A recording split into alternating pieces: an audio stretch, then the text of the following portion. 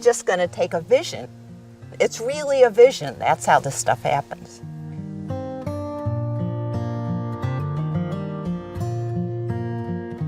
We just started talking about having a trail that would go north to south or south to north, that would hit a lot of the state parks and areas already preserved.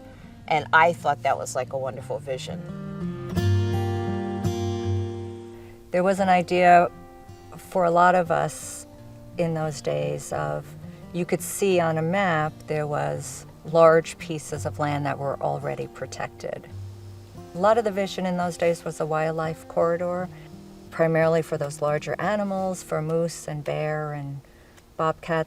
And it didn't take much to look at a map and see you could connect those dots. And I think that sparked the imagination of a lot of people.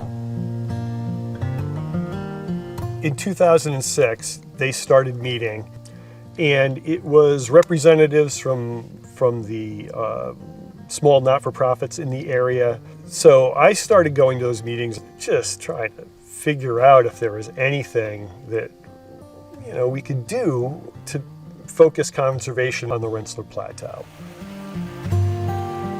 When we got our first community forest, Post-to-Kill Community Forest, and I found out that we could get all of this federal money through a grant to help preserve a very significant amount of land. To me, that was that was amazing. And then it happened again, and it happened again.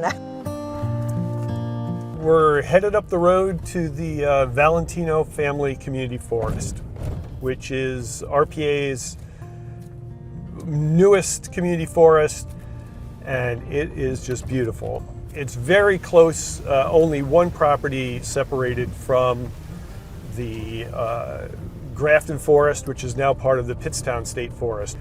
And it really creates a 7-mile long conserved corridor up here in western Grafton. I mean, if you're going to get involved in something, you're going to have to put in time. But personally, from a personal reward standpoint, I always get more back. And there's probably few days that I don't go out in the woods, that I don't end up on the property in some way, shape, or form. Some days it's like, oh, there's a tree down, and you clean up whatever needs to be cleaned up. If there was like a highlight reel of my involvement with RPA, it would definitely be Forest Conservation Corps with the Rensselaer Youth Outdoors program. The RPA sort of represents like the Rensselaer Plateau where I grew up, where I went on all those hikes when I was younger. Like my Forest Conservation Corps experience, which was the thing that inspired me to pursue a degree in environmental science, it just sort of like represents all of that for me. I think the way RPA has built community, and by forming a true alliance, it needed to be more than just like-minded people. We needed to invite many different user groups from the community. We needed those different voices to come in and really work together to create this vision. One of the things I'm really proud of is the team that we've been able to build. The staff at RPA right now is amazing. We are 9 people and we work so well together. The board of directors is really a highly functioning board. But none of this would have been possible without our members and supporters who are so committed to this mission of conserving the forests.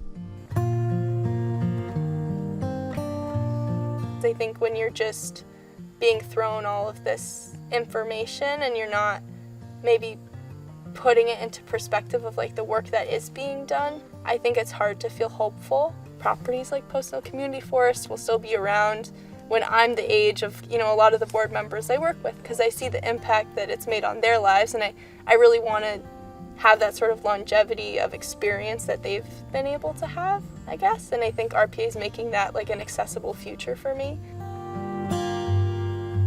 I'm excited to see those gaps, those puzzle pieces filled in a way that allows for one of our early visions of connecting the Tibbetts State Forest all the way down through the core of the plateau, down to Albert Family Community Forest, come true.